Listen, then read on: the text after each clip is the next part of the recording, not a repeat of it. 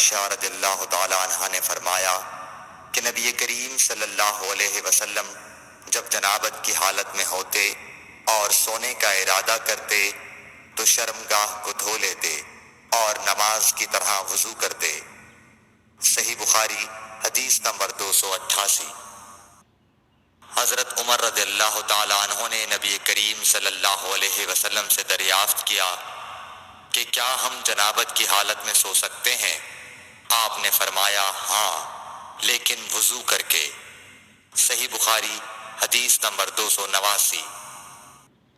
حضرت عمر رضی اللہ تعالی عنہ نے رسول اللہ صلی اللہ علیہ وسلم سے عرض کی کہ رات میں انہیں غسل کی ضرورت ہو جایا کرتی ہے۔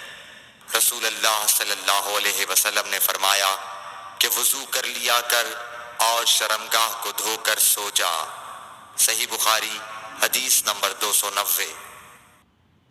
نبی کریم صلی اللہ علیہ وسلم نے فرمایا کہ جب مرد عورت کے چہار زانوں میں بیٹھ گیا اور اس کے ساتھ جماع کے لیے کوشش کی تو غسل واجب ہو گیا۔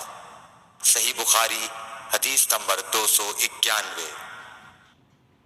حضرت عثمان بن عفان رضی اللہ تعالی عنہ سے پوچھا گیا کہ مرد اپنی بیوی سے ہم بستر ہوا لیکن انزال نہیں ہوا تو وہ کیا کرے؟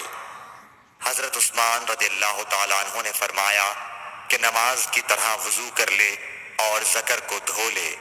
اور حضرت عثمان رضی اللہ تعالی عنہ نے فرمایا کہ میں نے رسول اللہ صلی اللہ علیہ وسلم سے یہ بات سنی ہے۔ صحیح بخاری حدیث نمبر 292۔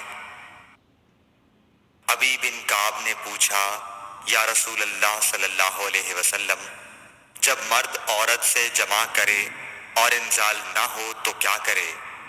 آپ نے فرمایا عورت سے جو کچھ اسے لگ گیا اسے دھو لے، پھر وضو کرے اور نماز پڑھے۔ صحیح بخاری حدیث نمبر 293۔